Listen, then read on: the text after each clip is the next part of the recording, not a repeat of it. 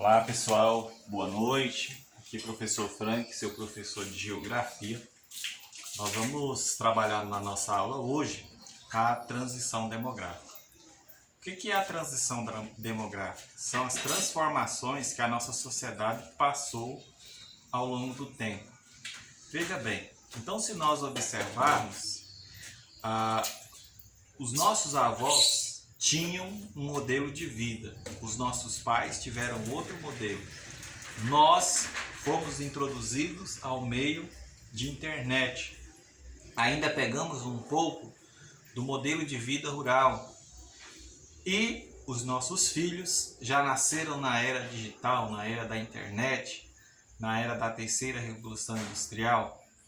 Então isso prova que cada sociedade terá seu modelo de vida, terá suas características enquanto habitação, e isso vai caracterizar cada período, né? Então, a demografia é a ciência geográfica que estuda, né, o comportamento das pessoas, é a ciência que estuda as pessoas, né? O Brasil hoje é um país populoso, um país com 212 milhões de pessoas. Então nós somos o quinto maior país em população do mundo e o quinto maior em extensão territorial. Então isso mostra que o nosso vasto território poderia abrigar uma grande população até maior do que a que nós temos hoje. Mas graças ao processo histórico, verificamos que a nossa população está concentrada principalmente na faixa litorânea, que vai, né, do extremo nordeste até, passando pelo sudeste e chega até a região sul do Brasil. O Brasil é um país populoso. O que é populoso? É um país com mais de 50 milhões de habitantes. Então, se nós temos 212, nós já somos um país populoso. Mas nós somos um país pouco povoado, né? Graças à nossa grande extensão territorial, apenas 24 habitantes por quilômetro quadrado. Então a nossa população relativa é baixa. Se nós pegarmos os 212 milhões de pessoas, dividirmos pelo nosso território, nós teremos uma ocupação de 24 pessoas por quilômetro quadrado. Agora, se nós observarmos a faixa onde nós temos grande concentração de pessoas, que é a estreita faixa litorânea, nós vamos verificar que a demografia nesta região ultrapassa 100 pessoas por quilômetro quadrado, né? Então, os fatores históricos de ocupação são os responsáveis por essa desigualdade, por essa grande concentração de pessoas na região Nordeste, Sul e Sudeste, principalmente na estreita faixa litorânea. Cerca de 83% de toda a nossa população está concentrada nesta estreita faixa. Vale ressaltar que, dentro do processo histórico, o negro foi negado a possibilidade de possuir terras durante o fim da escravidão. Então, coube a estas pessoas irem morar nas áreas de favelas, áreas de morros. Então, aí nós temos a razão de termos hoje no Brasil, principalmente no Sudeste, cidades com grandes problemas de infraestrutura. Então, aqui agora nós temos a chamada transição demográfica, né? Então, são as transformações que a nossa população passou ao longo do tempo.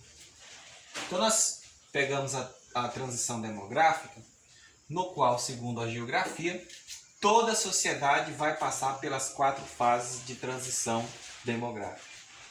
Então, na primeira fase, é a fase onde você tem uma população rural, né?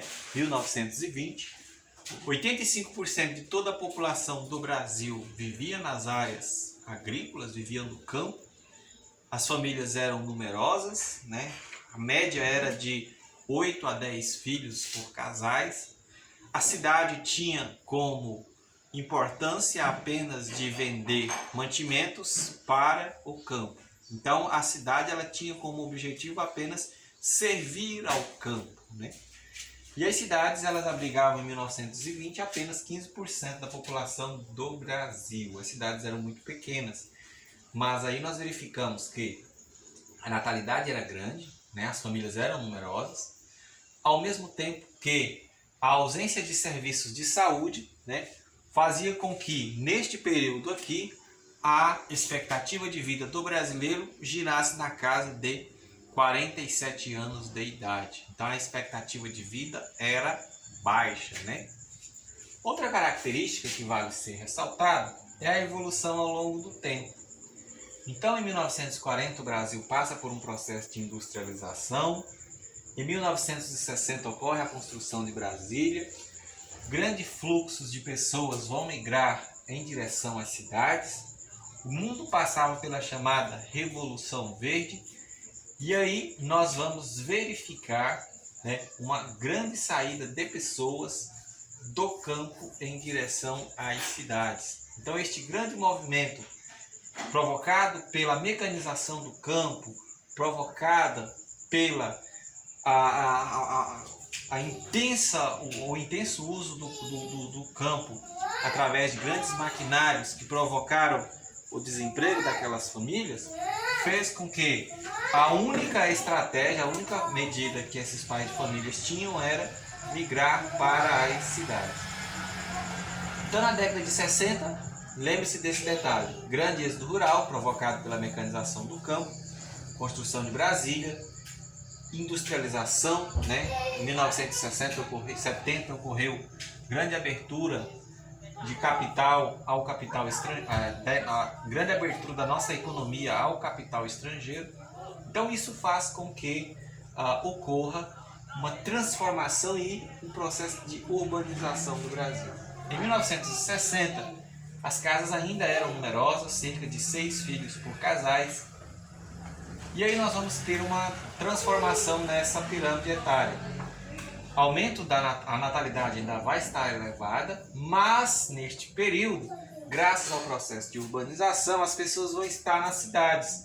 Nas cidades elas vão ter contato com serviços médicos. Então isso vai fazer com que nós tenhamos maior assistência em saúde. Essa maior assistência em saúde vai promover uma explosão demográfica, né, pessoal? A partir dos anos de 1970, nós vamos ter a terceira fase desse processo. O Brasil já era um país com grande concentração urbana, mas a natalidade entra em declínio. E isso se deve graças à mulher no mercado de trabalho. Então nós já vamos ter a pirâmide em queda, né? Nesse processo aqui, natalidade vai estar em queda, a mulher vai participar do mercado de trabalho e ela vai optar por ter menos filhos.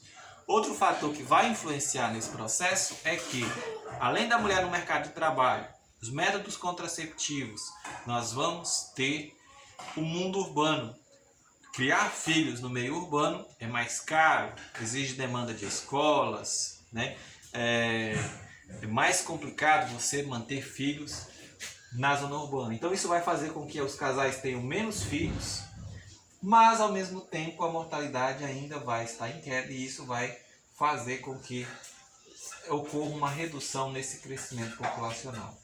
A quarta fase é os anos 2000, onde nós vamos ter uma sociedade em equilíbrio, o mesmo tanto que nasce é o mesmo tanto que morre. Então isso vai fazer com que nós tenhamos um comportamento parecido aos países desenvolvidos, onde nós temos, por mulheres, uma média de 1,6 filhos. Ou seja, as mães brasileiras já não querem mais ter nada mais, no máximo 2 filhos, né? Então isso é um comportamento, né? Um equilíbrio populacional. E a partir de 2040 a tendência é que a população brasileira entre em queda, né? Comece a reduzir, né? Então nós verificamos que dentro deste processo, né, que nós estamos mencionando, o equilíbrio populacional vai produzir o chamado envelhecimento populacional. Ou seja, as pessoas estão morrendo menos, estão vivendo mais. A mulher vive cerca de 75 anos e o homem cerca de 73. Então, se nós pegarmos uma expectativa, a expectativa de vida do brasileiro é 72 anos.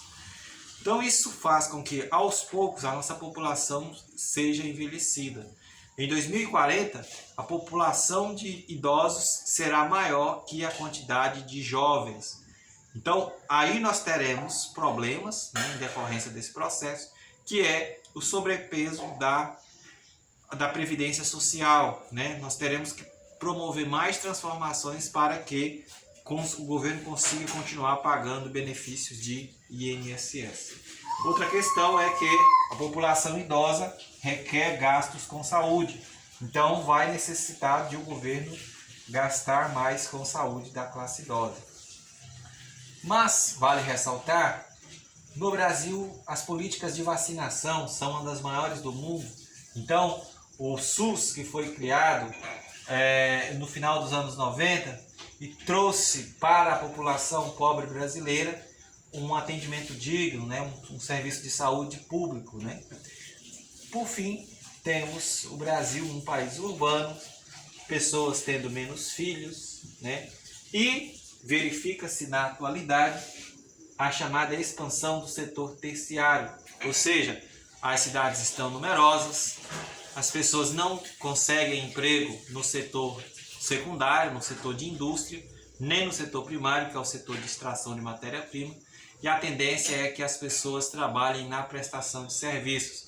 Então o meio urbano ele é o ambiente ideal para que se trabalhe com a prestação de serviços. Então, recentemente nós temos visto algumas palavras durante a pandemia, como drive-thru, né, delivery, e isso demonstra essa chamada expansão do setor terciário.